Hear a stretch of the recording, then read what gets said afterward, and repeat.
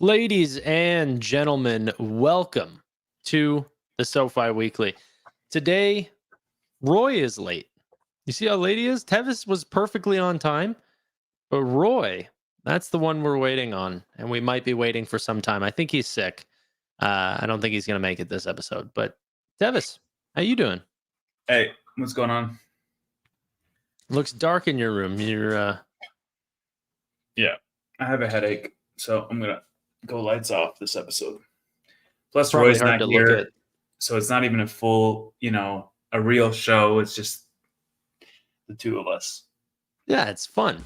It's like after hours show. Yeah, exactly. Yeah. But so we wanted to talk some rate cuts, talk some other things. I want to talk about Cathie Wood, see your opinion on the great investor of our time. See if you have any opinions of her selling out of Zoom. I just, have a little discussion. Cool. Let me get a drink and then we can chat. Yeah, dark mode Tevis. And it looks like I'm in like light mode because one, I'm the palest person that most people know, and everything's light here. But yeah, the Canadians, the Canads are in the house. Oprah's thick Sofi bag, says Oprah. Okay. Whenever he gets back, I do want to talk about what Sammy's saying here. It's a huge week for Sofi. You guys excited? So I still am hearing some people suggest that there might not be a rate cut. What do you think about that, Tevis? You think it's 100% locked in? Dude, Powell basically said so. He's like, the time has come. There's only one direction. Where's the quote? Like he basically said that there's going to be a rate cut. It's just a matter of 25 versus 50 points. Here, do you want me to play the clip? Sure. I'll play it just a little bit because this is an 8 minutes clip. The Fed doesn't pull down clips, do they? I don't know. They got like a YouTube copyright team. Can you all see this? There you go. Inflation has declined significantly. You hear it? Yep. Are you going to start at zero though? Overheated. Inflation has declined significantly. The labor market is no longer overheated, and conditions are now less tight than those that prevailed before the pandemic.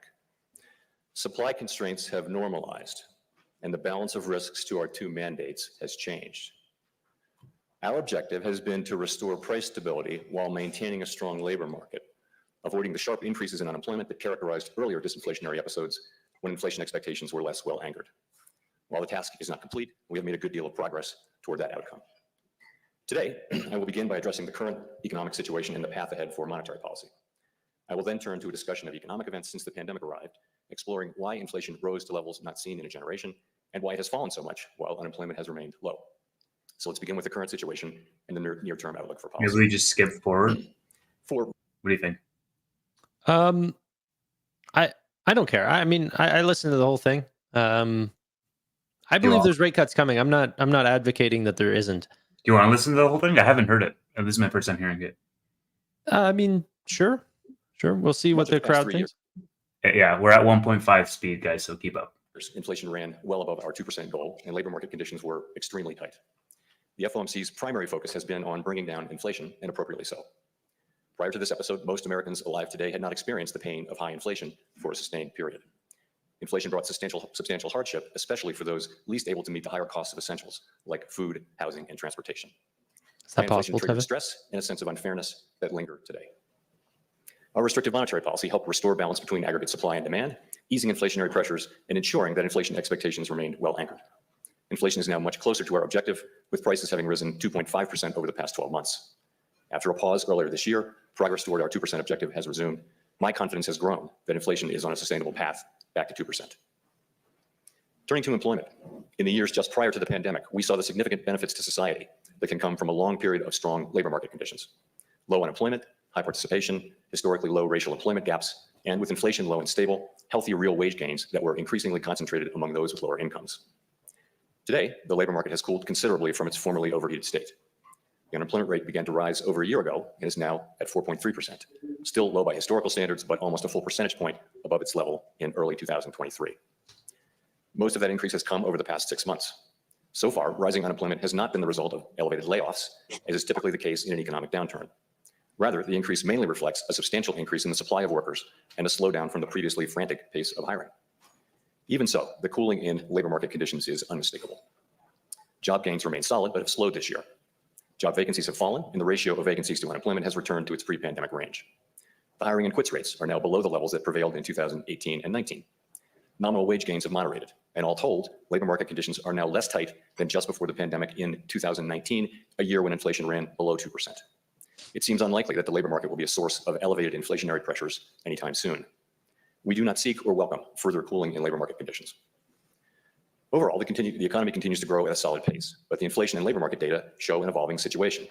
The upside risks to inflation have diminished, and the downside risks to employment have increased. As we highlighted in our last FOMC statement, we are attentive to the risks to both sides of our dual mandate. The time has come for policy to adjust. The direction of travel is clear, and the timing and pace of rate cuts will depend on incoming data, the evolving outlook, and the balance of risks. It's no longer overheated. I think that was the piece that was a quote essentially. And that was the nail in the coffin, eh? Right. Sides of our dual mandate, stability. With an appropriate dialing back of policy restraint, there is good reason to think that the economy will get back to 2% inflation while maintaining a strong labor market. The current level of our policy rate gives us ample room to respond to any risks we may face, including the risk of unwelcome further weakening in labor market conditions. So let's now turn to the questions of why inflation rose and why it has. All right, doesn't matter. So my point is that they're definitely cutting. It's just a matter of how much are they going to cut in September. And he basically laid that out as clear as possible, saying, the time has come to adjust policy. Confidence has grown that inflation is going to hit that 2%. And there was another quote that I had here. Yeah. But in my mind right now, and I know the prediction markets are not even pricing in that we're not going to have a rate cut in September. They're just pricing in what amount that we're going to have the rate cut. He basically said, he flat out said the Fed will do everything to support a strong labor market. So we'll see if it's 25 or 50. I think they're going to be looking at the data. I still am in that camp that I think it's going to be 25.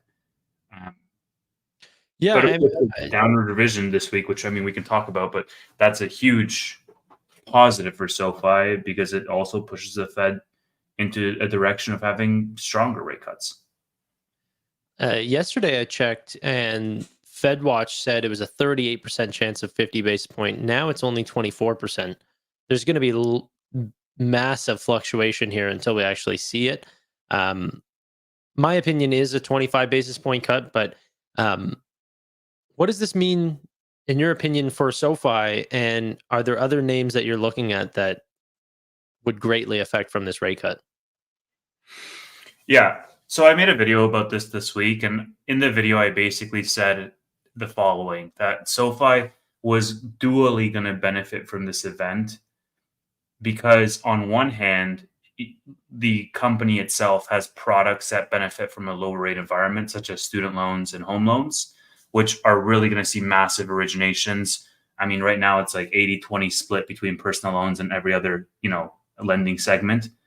So SoFi's business is going to benefit, but we're only going to see that in probably quarters in 2025, right? It's not going to be like, they're not going to lower 25 bips and then the next quarter we're going to see massive originations.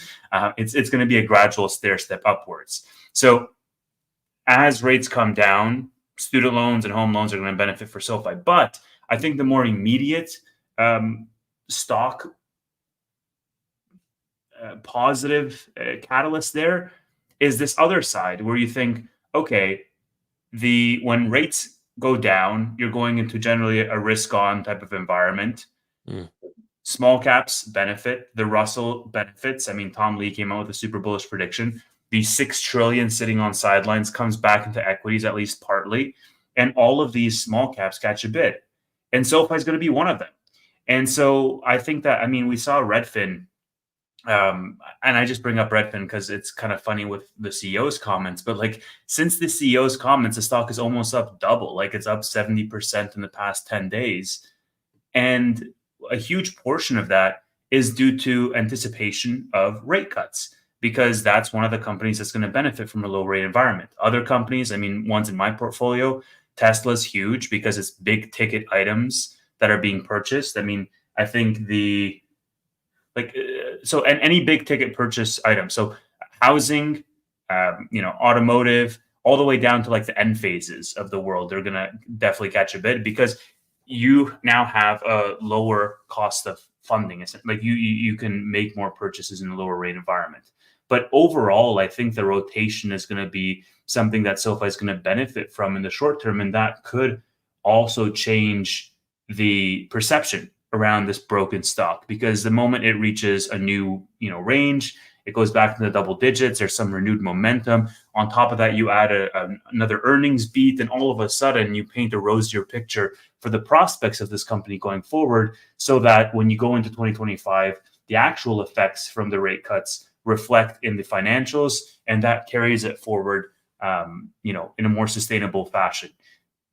So I do think that, we need to get through this election because we need to remove the uncertainty. But after we get through the election, then, it's smooth sailing from a rates perspective, because now the Fed is starting to cut. 2025 is going to shape out to be a really great year for SoFi.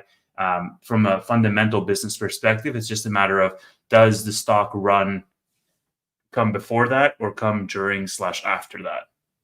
I was going to ask you a couple things. So one, well, first, do you hold Redfin? You were talking about Redfin. Do you hold it? No. Are there any other stocks that you're looking at that'll benefit in the way that SoFi will? Because obviously there's going to be more money flowing into markets in general, but then you have these, like you said, companies that benefit on a twofold, right? Their products benefit, and so will just overall volume. Is there any other stocks that you're looking at that sort of benefit dually the way that SoFi does, or let's say interest rate sensitive stocks? I'm seeing Open Door in the chat a little bit. Yeah, I don't own any of those. I mean, I don't think there's anything particular that I would own that I'm buying more of for that reason alone. Enphase? I don't own Enphase. Okay. Like I do own, Tesla. financials. I own financials. Like I own American Express. I own Citi. I own like in the dividend portfolio. I own Lemonade Insurance. So yes, but there's nothing that I'm specifically buying outside of SoFi for that dual mandate tailwind. Rocket Mortgage has had a run lately. Of course. I mean, it's a very interest rate sensitive stock, right? So if you're playing a game where most of your money comes from mortgages and rates are going to be cut, then of course there's a massive pump, because it's the same reason why Redfin, Open Door, Enphase, or any of these other companies would get any level of a pump, is because, well, they think that more activity is going to flow to those products. And don't forget, like, this is what I was trying to talk on one of my videos recently. SoFi is a personal loan company because of circumstance, not because that's all they want to do. So if home loans are the product that is bringing them in, a lot of money, and it's a very hot product for their users, they will oversell home loans and become that as the majority of their originations that are flowing through the business. Like, if you've known SoFi long enough, you'll know that the products that are doing the best on the platform are the ones that are most advantageous for SoFi to do well. So, Rocket Mortgage, everything like this. What about Affirm? I don't think either one of us hold Affirm, but they would boost the same way that SoFi would boost for, right? Their current loan book would be worth more on an interest rate decreasing environment. Yeah, and I mean, look, you can look at the products that they sell and how much money they keep, or what is the spread basically. But you can also look at the amount that they're investing into R&D. I mean, one of the things that we saw in 2020 and 2021 was a lot of these high growth names would invest a whole ton of capital in research and development so as to capture more market share. Why? Because it was really cheap to, like, money was cheap. It was cheap to borrow. You were in a zero interest rate environment. And so as you go down to that, this is why it's also good for jobs, is because companies reinvest into their business, into expansion, into growth. And obviously, that helps the labor market, but it also helps these companies that are smaller, like market caps. And so you're moving back into a risk on environment with growth starting up again. Yeah, I think the thing is that rates are designed to slow business, right? Because if things go too fast, well, then we get, inflation. So the whole idea is to slow economies a little bit, but you don't want to over tighten. Yeah, Now, and you got to keep in mind also, just one last thing, that right now the market is front running these. Like, it's front running the first rate cut. mhm, By the time you get to like a 3%, 2%, whatever, like we might be at the end of 2025, right? yeah, It's gonna, like, if you do 25 basis points at a time, then it's gonna take a while for it to actually manifest into the actual financials of the company, into what the growth rates are gonna be, into what the revenue and EPS is gonna be. Right now, they're just buying so as to, like, get in faster than the next guy. yeah. So, I wanted to add on another piece of this because you said, every company is going to benefit as they have lower cost of borrowing. It's the same thing as like, not only is it harder for consumers to go out and buy a Tesla or get a new mortgage, like a new purchase mortgage or purchase home loan, is because rates are really high and it might not be affordable to do so. Well, so does all the R&D and capex for those businesses. Rates might be too high for them to get a loan that might make it advantageous for them to put a little extra and spend for the future. So as rates come down, it juices economies, but like Teva said, it will juice twice as hard for the companies that not only can spend more on capex or other, future spend, but also their products benefit from that from a consumer standpoint, which is, Tesla as well, which is a big position for Tevis. It's going to be huge, man. And Tesla's like 30% of just everything that I own combined. And for Tesla, I mean, one of the reasons, and I know, like, I just want to cover this really quick, but one of the reasons why they fell in the last few years was due to the rates going higher. Because if the rates are higher, then people get priced out. They can't afford big ticket items such as like a $60,000 car. And so what Tesla is forced to do is they're forced to lower prices. And by lowering prices, they eat away at their profit margin. And as their margin compresses, then it doesn't become as attractive of an investment. The opposite then happens once rates come down, because rates come down, Tesla is going to stair step increase their prices for their vehicles, and the margins are going to increase as well. And so it's going to become, a better and better investment from a valuation perspective for people that are buying in today. And that's obviously going to boost the stock price. And so I think that Tesla specifically, because they are a big ticket item that people purchase, is going to see a huge benefit from rate cuts. I'd be really interested to see SoFi, right? Their personal loans, just going back to SoFi really quick. Sure. Their personal loans selling last quarter, whenever chances for rate cuts in September were definitely in talks, was the highest gain on sale margin we've seen for their personal loans since they've been a public company. Okay. Now, this quarter is, the last 3 months, including the month that the rate cut is actually coming in. How many companies that are buying up loans are going to want to front run those rate cuts knowing that it's confirmed now? Yeah. So I wonder what the gain on sale margin is if the auctions get really like a lot more liquidity in them, and then people will start realizing like, hey, I'll bid 106. I'll bid 165. I'll bid 168.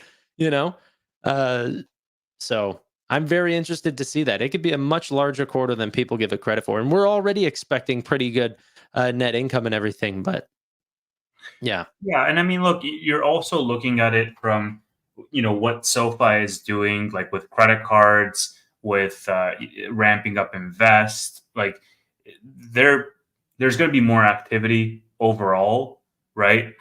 From an investing perspective, people are going to have, like, it's going to be a time of more disposable income. It's going to loosen a little bit because right now, just the monetary policy is so tight. And I think like my biggest concern is how much of the personal loan origination is going to fall as a percentage of the mix of total originations.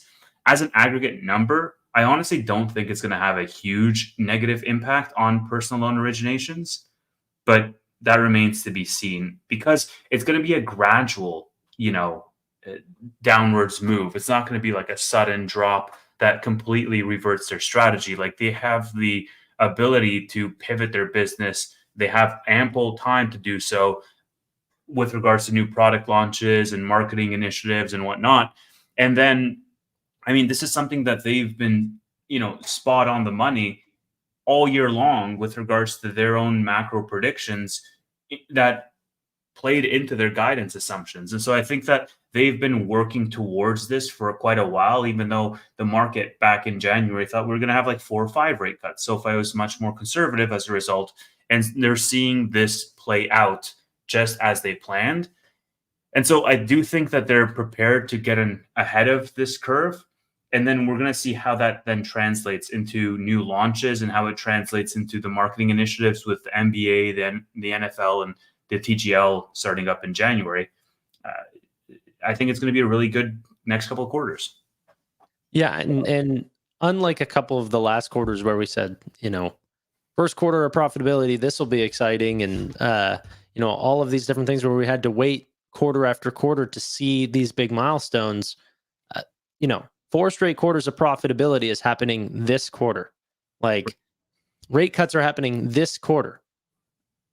And can we stack on any other good pieces? No student moratorium, home loan, no third party risk there. Their own principal owner of the Wyndham Capital Mortgage. I think this quarter is going to be a record member addition quarter. I'm just going to say that. Like, what is it? August. I'm going to go out on a limb and say that 717,000 Q3 of last year was our previous record. Like, I think we smoked that record. Really, eh? Yeah. Why do you say that? Because everything compounds, and I think the flywheel gets stronger and stronger with every new product addition. The bigger the base, I think the flywheel gets stronger, even though we're seeing the aggregate like 1.5x, products to members ratio sort of weaken a little bit. All of these initiatives compound, the marketing initiatives on top of that. Like I think the last quarter of the year, once you have that trifecta of all of their marketing channels from a sports perspective, it's going to be, I think they're just frankly going to allocate more spend to it, Tanner. Sales and marketing, and then you have the new credit cards, and then you have all of these new initiatives. Personally, I'm really bullish on the member counts. It might not be, Q3 where we have that million member quarter. I don't think that that's going to be a reality, but probably the last quarter, that's where I'm going to go like, all right, I'm pushing my chips in. So are you saying like 800,000? Yeah, I think around there. I mean, I might be completely off the money, but I think it's going to be higher than 717. Why? Like, what is making? I mean, I get that you're saying what you're saying, but like, you're not seeing that in app downloads. Well, you're not even really seeing that in website traffic. It's still like halfway through the quarter, but you also have a seasonal effect with regards to these. Like when the events happen, where the spend is allocated, what's happening from a marketing perspective. So, what is happening from a marketing perspective? Well, I mean, look at the initiatives that they're running with NBA, and I mean, the season's going to start up again in September. NFL is going to start up again in a couple of weeks. So concerts at SoFi. I mean, we just came out of what was it? The Copa America was all at SoFi Weekly. Like, there are events that are happening, and SoFi again, Weekly. what's that? You said SoFi Weekly. Go ahead. Sorry, at SoFi Stadium, and so like there is activity, and I just think that it compounds on top of each other. I am seeing a lot of people saying that they're getting SoFi commercials, like what Brian here is saying. But being in the 30s, Gene is saying this is good. I'm not saying it's bad. I think that that's a healthy number to be at, especially where SoFi is currently. But whenever we were at the 717s for that quarter, we were hitting teens. Like, That was only because of Taylor Swift. But I know it, but that's the quarter that you're up against. That you can't say, oh, well, that was a standout quarter, but also we're gonna beat it. How do you say both of those at the same time? yeah, well, I mean, you're inevitably going to beat it at some point or another. The business is growing. Yeah. Not like, you peaked in Q3 of last year and every number over the next several years is going to be less than 717. Like, you're going to form higher highs. And No, so, they will. I just think it'll happen whenever we're higher on the App Store downloads charts. yeah, sure. And like, I get it, but this is the problem with like making a call like this so early in the quarter. Like, there's so much left to go for us to see, okay, what can we piece together to form our, and I'm sure I might have a different opinion or have more data at least to support this one by the end of the quarter when we're, getting ready to do our actual predictions. But directionally speaking, it's going to be higher, like, even if we don't beat 717, we're going to come in at the second highest quarter. I can't remember what the second highest one is, like 683 or something. It just has to get higher. You're working off of a higher base. This is such a funny comment, dude. that Like got a me. self-help book? What? Is that like the self-help book? It's Oprah Winfrey was shilling it forever. It's if you believe in yourself, it'll come true, and that's the real. And I'm manifesting over 717,000 members for all of you. Yeah. So yeah, he's gonna manifest it. It's gonna come true. That's very funny. Hey man, taking the high end worked out in my favor this quarter. I will continue to do that with SoFi. What? Sorry, I missed what you said. Of our predictions, me taking the high end of our prediction ranges worked out in my favor for this quarter. I'm going to continue Did with it? that strategy. It absolutely did. I thought Chris was the closest. I was closest on like most of the numbers, like okay. on revenue, on I think Chris was close on EPS, but I was closer on revenue, and me and Chris were like very close on members, on products. And so, I mean, it's crazy, man. Like, I even took the high end of revenue and they came in above my high end of revenue. Like, I mean, I don't know. Yeah. Do you? I like it. So as rate cuts start to come in, how could Cathie Wood have sold this Zoom? Like, does she not believe that Zoom is going to revolutionize the way that the company culture is doing work online? What's going on?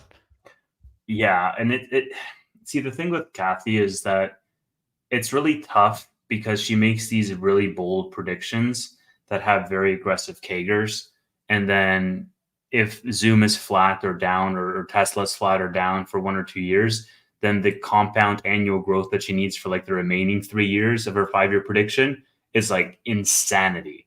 And so I think for Zoom, she was like, it's going to be $1,000 a share or something to that effect. And she bought it at 200 and she sold it at like 60s.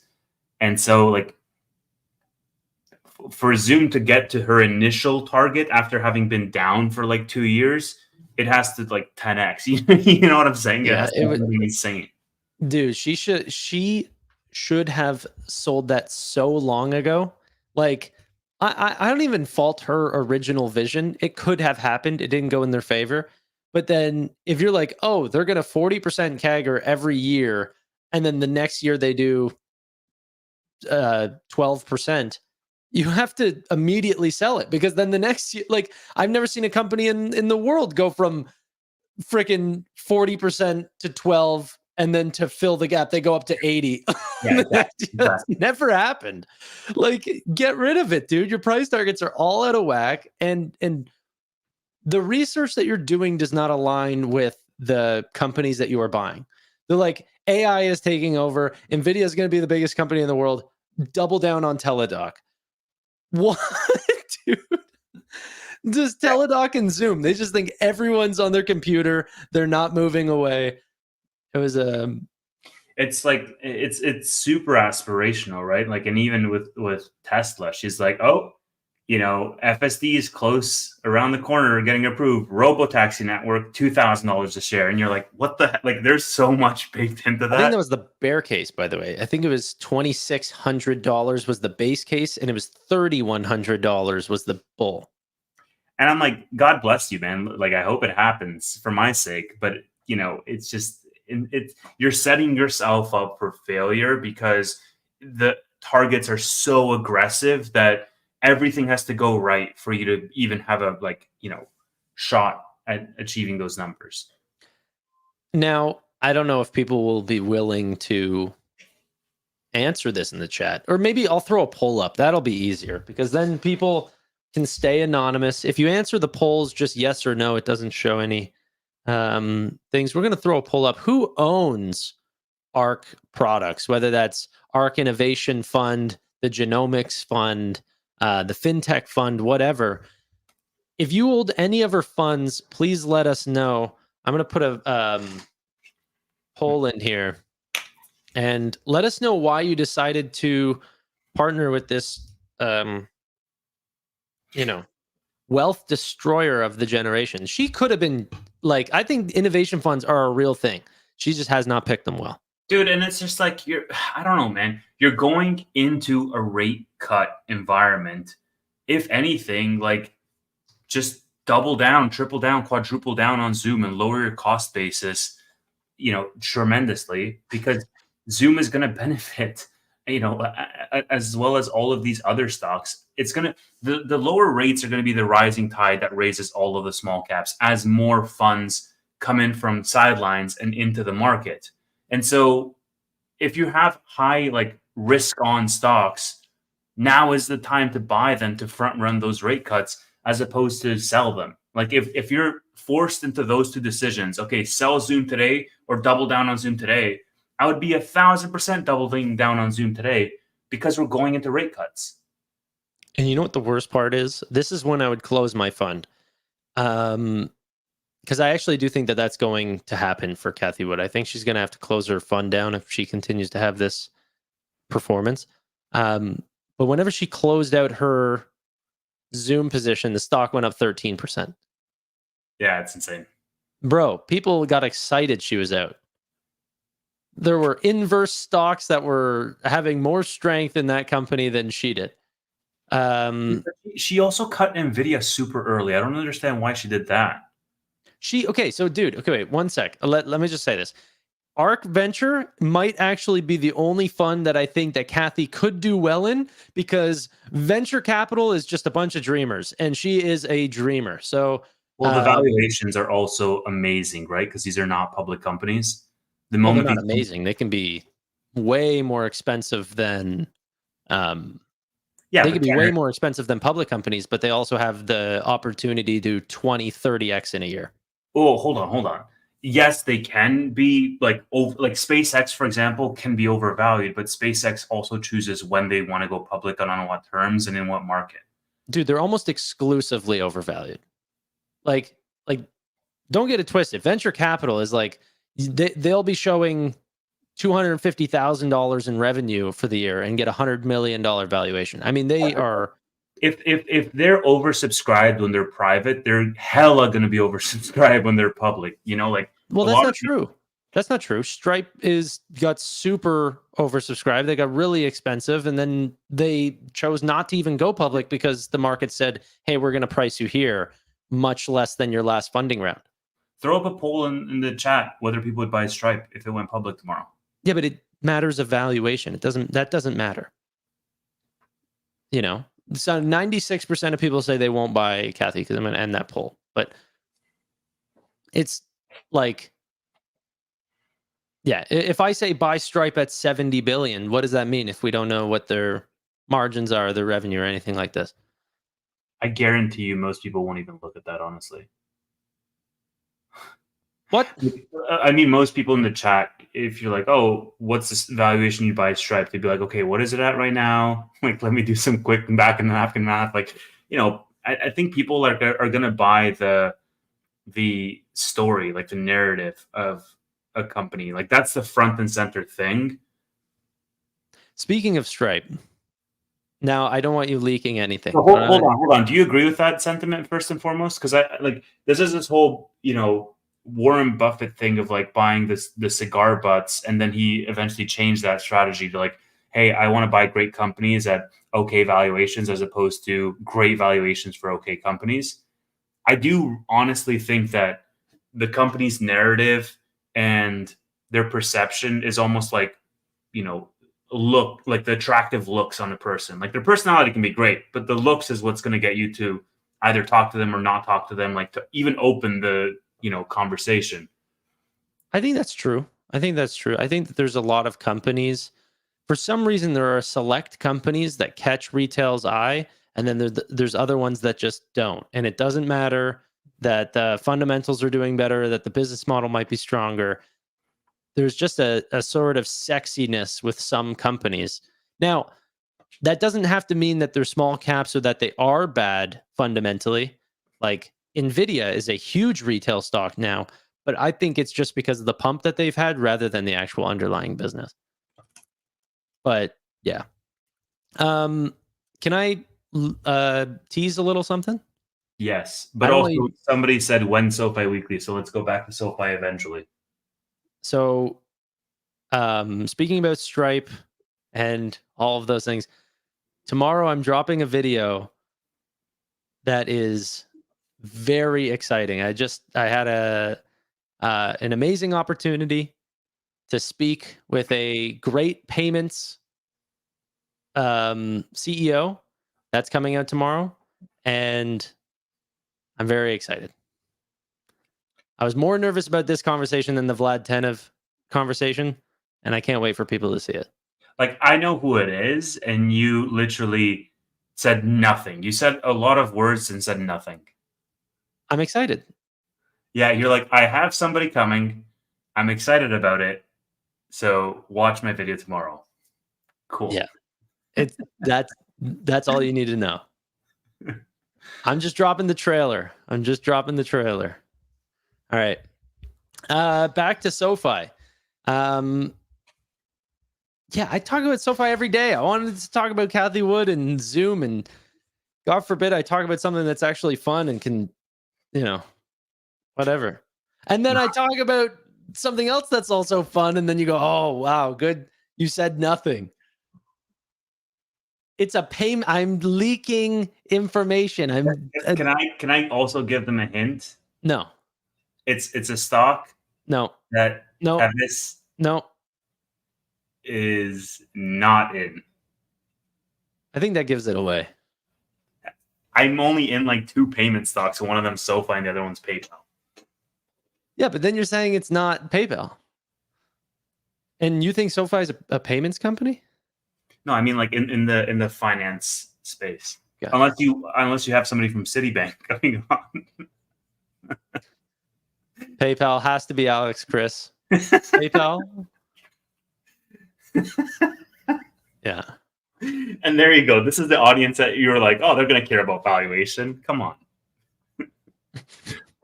I'm like, it's not PayPal. They're all like, oh, PayPal. I definitely I think you look down on the audience a little too much. I find your audience to be way more goofy than mine, though. I love my audience. They're great. And you're going to shock the world. There you go. Yeah, I'm gonna shock. And then whenever it's not Alex Chris, it's gonna disappoint everyone. But yeah, it's cool. Dude, I would never ever have imagined that YouTube will lead to this thing where I can have conversations with Jamie you know, Dimon. CEOs of companies that I have positions in. That's ridiculous.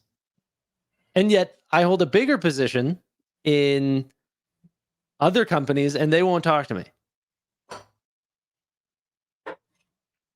Yeah, I mean, they won't talk to me either. They didn't respond to my emails. I sent the follow-up.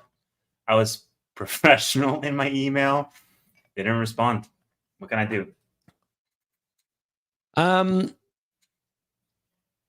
Come Rocket says, will they be doing a fireside chat this quarter?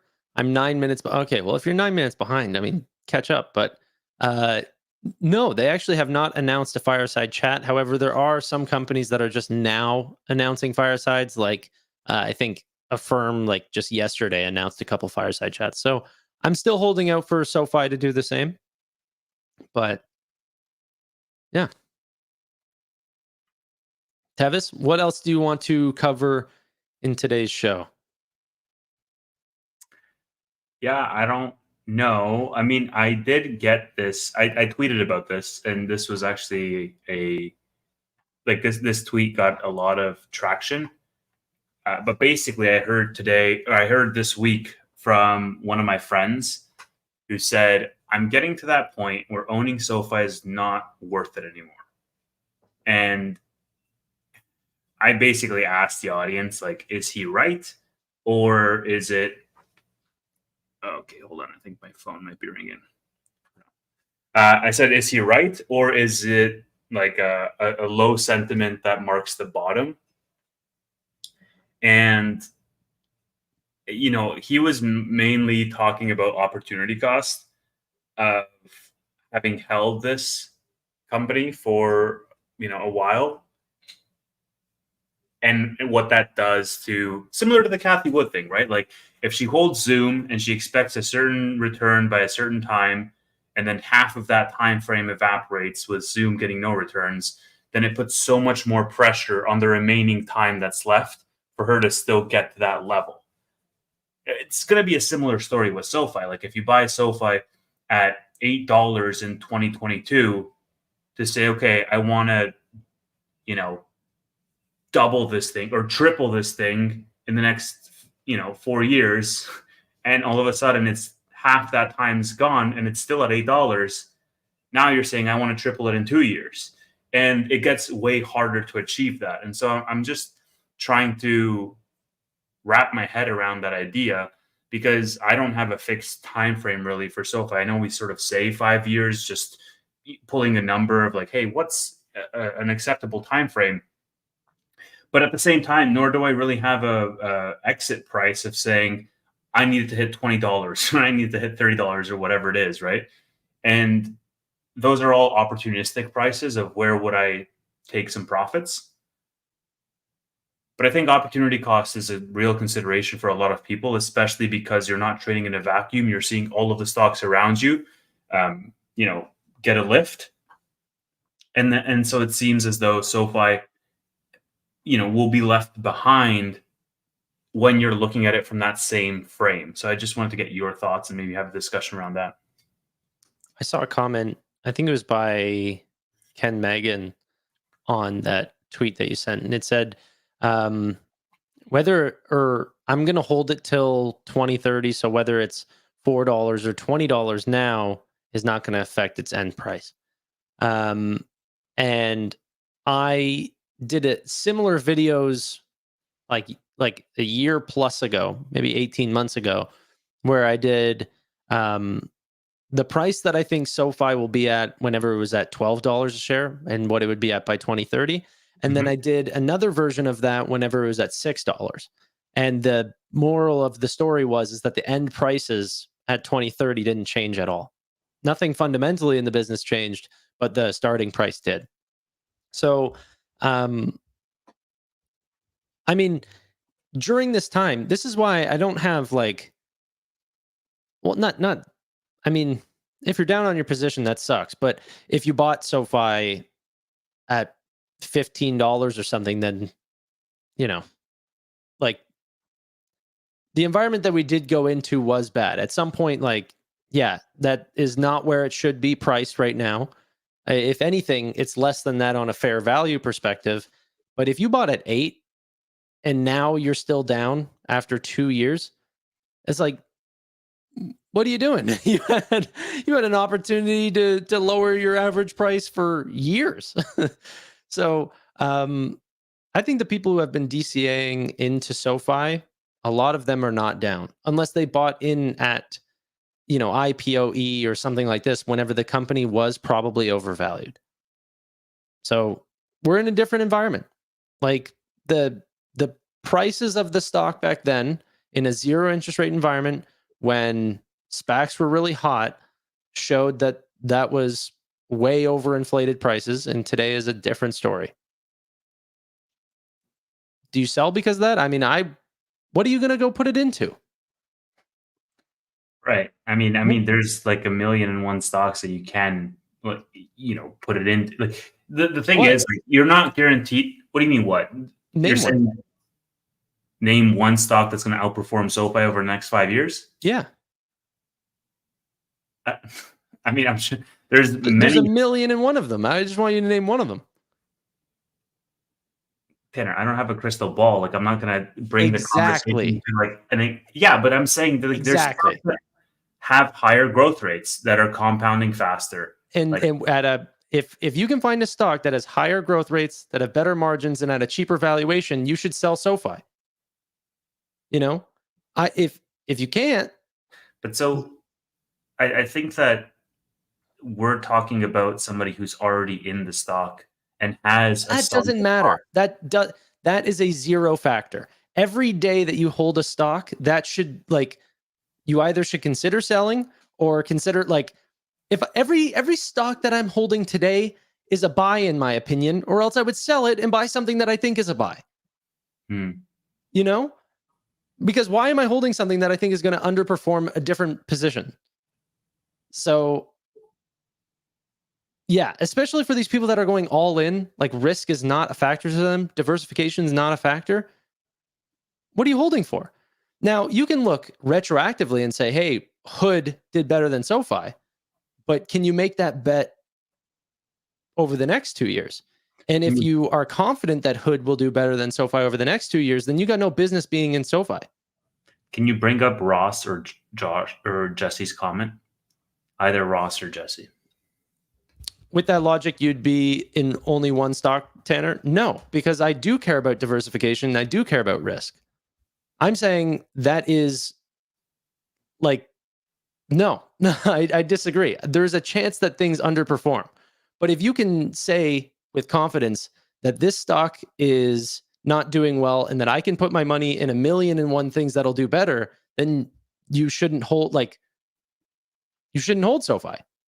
But I think a lot of people don't have that conviction that SoFi is going to do poorly going forward. They know that it's done poorly retroactively, but they have a very hard time saying that going forward it will, because fundamentally it's doing okay.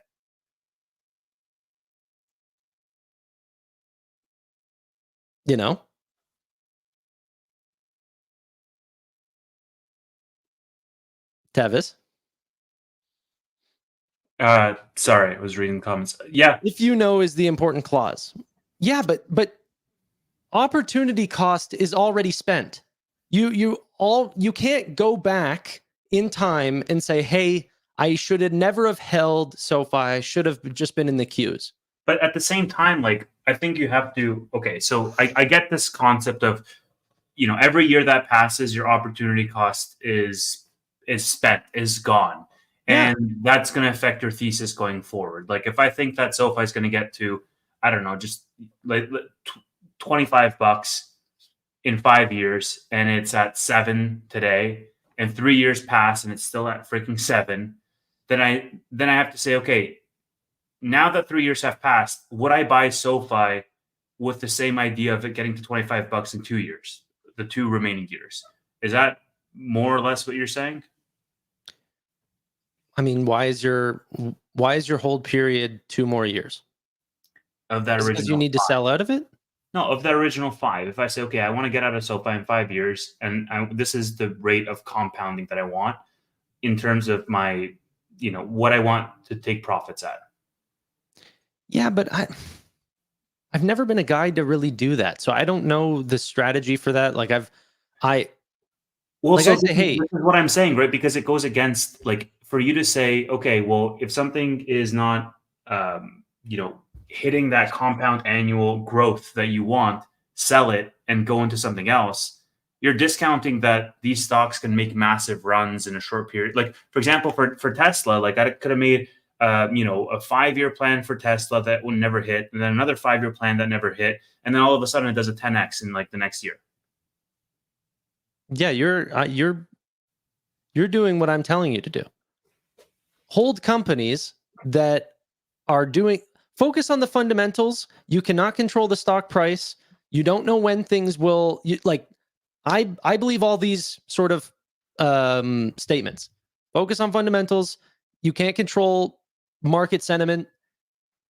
If you had the conviction to hold SoFi whenever it was 25, what made you not sell it down to 7? What was happening during that time where you felt confident in not selling?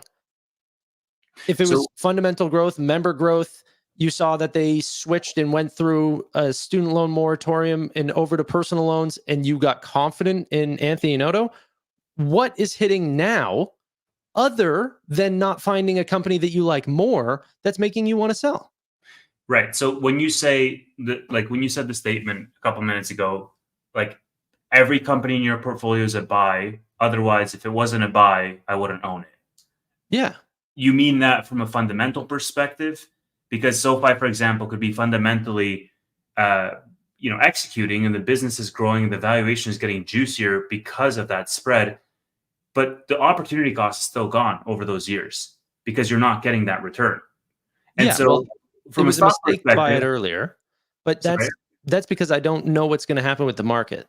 Right. But so again, this is just like a thought experiment, right? So if you say, okay, if it's a buy versus a sell, and you have like Nvidia, for example, where Nvidia does a huge move on any given year, and all of a sudden you're at your price target, like your 5-year price target, you hit it next year. You're like, okay, great. Like, do you still hold at that point, even though the fundamentals haven't caught up? Or do you just sell and roll into something? Like, I guess that's what I'm trying to get to in understanding your perspective, because I think the point here with just this person who was like, hey, I want to sell because of the opportunity cost, is mixing up the fundamental execution as the core reason that they're buying versus the compound annual return on their money as the core reason that they're buying. And that's why the opportunity cost, I think, trips them up. The truth is that the person that told you that, and I don't know who it is, but they're not an avid investor. They're someone who dabbles, and why are you laughing? You know this? Are they watching? They are? Okay, well, I apologize to this person, but they are looking at the price fluctuation of the thing and not taking into the account of how the company's doing. And it's like, dude, in stocks, I'm not a genie. I can't predict every company. All you're trying to do is shift the odds to your favor. So if you have a 55% success rate, you're a freaking good investor. And no one likes to think of it that way, but that's true. So whenever Warren Buffett bought Nubank at $9 and it went down to $3, did he sell out because he should have been holding more freaking Occidental or Coca-Cola or something like that? No, because he saw the company and went, I mean, the time is no problem. I believe in this company more than whenever I bought it, and it's even cheaper now, so I should buy more. Yeah, but I think that obviously goes under this presumption that given enough time, the fundamentals will always catch up to the stock price. And I think we both understand that as a concept to be true, but there could very well be a scenario for many stocks that they always trade at a discount regardless of them executing. Like SoFi, for example, has traded at a discount to where they should be for like 5 years, 4 years, right? They should be at least in the mid-teens right now, based on just compare the competitors in the space, and you assign a premium to their growth rate, and that's their multiple, and that's where they're trading.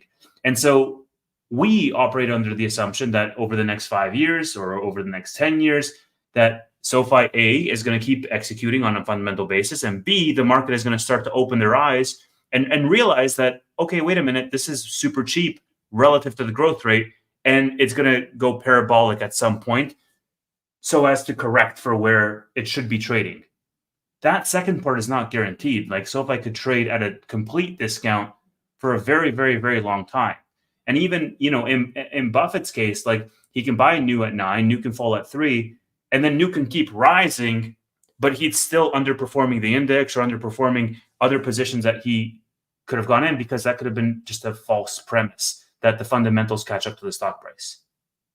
Yeah, but the problem is that if, like, you're 100% right, but if you sell at 3 because you're sick of 3, like, right. I don't care that you bought at 9, the stock's holding at 3. Okay, right. So this is what you own it at. Okay, not this. This is your cost basis means nothing, like other than a tax perspective. But 3 is your number.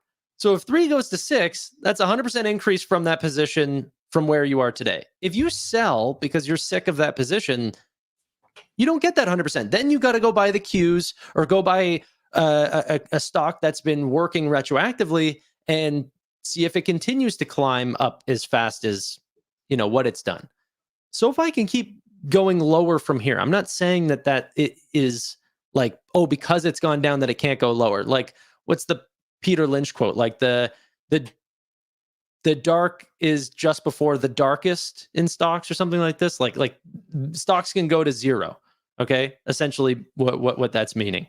But in that same breath, like, I don't know. I feel like I'm just saying what every investor tells us, and then everyone feels like they need to take those lessons from Peter Lynch and from Warren Buffett, and then like elevate it to this really complex meaning. And it's like, no, we can just go right back to what they said and just be like, stocks can trade away from their fair valuations for years. Okay, you can try chasing your friends into what worked. But most times, historically speaking, that has actually done people worse because they're always chasing what's green and they always underperform. Because the things that have worked have already worked. So. But you do have examples of stocks that have been trading at a rich valuation for like decades, and they always trade at a premium because there's always the presumption that because they've executed in the past, they're going to continue to do so, and that's a safe haven for storing money. Well, they keep outperforming. Right. This is a fairly esoteric conversation. I mean, in my case, I think that for me personally, like I know my temperament and the habits are more important to me than anything else. And so DCAing works perfectly for me because I just want to DCA into stuff that I can study and am aware of. And then if it underperforms slightly or overperforms slightly or whatnot, like at least I have good habits and I'm not trading in and out and like losing my mind or losing sleep over that. But I think it's an important conversation to have regardless, because there are people that are probably watching that are sort of thinking of the same things. The time frames, like this artificial timeline around how much CAGR should I have over a certain time frame. I mean, we sort of talked about it with the Cathie Wood Zoom conversation, right?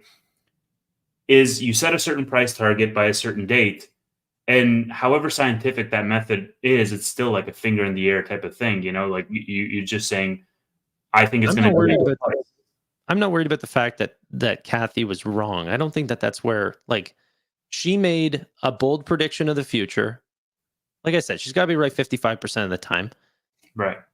That falls into the wrong category. I think what went wrong is there were so many signs for 8-10 quarters where growth was significantly slowing that Microsoft Teams and a bunch of other players were offering a similar service, and that Zoom was not what it was of the pandemic, and she continued to hold. That's where she went wrong. So let's take it out. Let's take it back into the theoretical space. Like, take Cathie out of it, take Zoom out of it. I'm saying in that example, if Cathie were to set a price target for Zoom of saying it's going to be $1,000 a share or whatever in 5 years, and instead of going from 200 to 500, it goes from 200 to 100. That puts pressure for her to reach this like made up number of what her expectation is, versus she could have just been DCAing into Zoom the whole time. And as long as the company is executing from a fundamental perspective, at some point or another, she will turn profitable on that investment and it will do well for her over the long term. You're just going to stretch out that time horizon from, maybe 5 years to 7 years or to 10 years, and you're going to be better off for it. But placing these mental barriers in your mind of what your expectation of return by a certain time period is going to be, I think that can become a roadblock in itself. I agree with you 100%. I don't think I think price predictions are fun, especially if you're sitting around friends and being like, what do you think it's going to be? Because, we're not gambling anything on it. I like I said, my goal with investing is to outperform the S&P 500, or else if that's not your objective, then you should invest in the S&P 500. But I don't have an objective past that. I don't think my stocks need to hit this and this.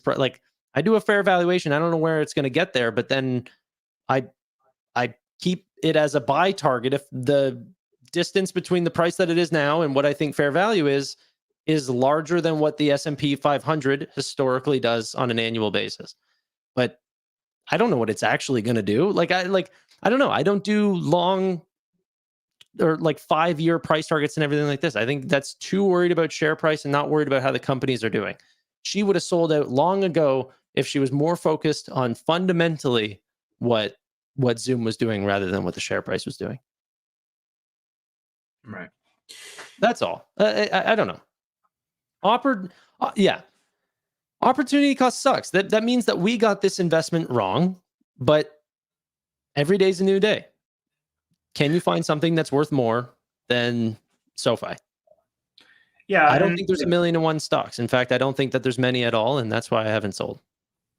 Well, there's definitely, so it's a matter of we get into this conversation around timing the market or having this crystal ball, right? Because if you're saying that, I don't think SoFi is going to reach a certain CAGR by a certain time, and I want to put my money elsewhere, then what you're saying is whatever else you put your money, you think is going to have a certain. So essentially, you're saying, I think this thing is going to do better than this other thing, but nobody knows which one's going to do better. It's just an expectation you have on the numbers that you see on the screen, which is their growth rate and profitability and all their financial metrics and their valuation, right? And so it's a crapshoot to some degree because it's a black box. Stocks, it's not this perfect market. What is the thing that the efficient market hypothesis? You're not going to have this perfect growth rate that correlates entirely with the company's fundamental execution. If you did, SoFi would be in the mid-teens right now. But you have these psychological aspects. You have technical analysis, technical trading. You have Wall Street bets and people YOLOing their life savings onto an earnings play. There's so many different things that you have here that are baked in that make these stocks go up, down, and in freaking circles. And let Upstart go to 40 and SoFi go down to 6. Right. And that's the fun of the game. But that doesn't mean I want to hold Upstart more than I want to hold SoFi. My guy, Redfin is up 70% in 10 days on the anticipation of a rate cut. I don't know the fundamentals of Redfin, but my point is, I could have put my whole portfolio 10 days ago into Redfin, and I'm almost double up on my entire portfolio, versus I'm not double up on SoFi. I've been holding that shit for 3 years. Is one right and the other wrong? No, but at some point you have to accept that it's gambling because you're operating on such limited information. I think you're answering your own question. Yeah, I'm working through it as I'm chatting with you. Yeah. Anyway, let's move on to the SoFi Weekly After Hours. By the way, last thing I'll say, I'm reading this great book, and if the guy it's called The Secret. No. For people watching, if you want it, it's called Thinking in Bets by Annie Duke. She was a pro poker player. And basically the entire concept of the book is decision making when you don't have all the information, when you have pieces of information that are hidden from you. And what are the bets that you allocate, and what are the criteria that goes into your decision making. Really interesting book. Anyways, we can go into after hours.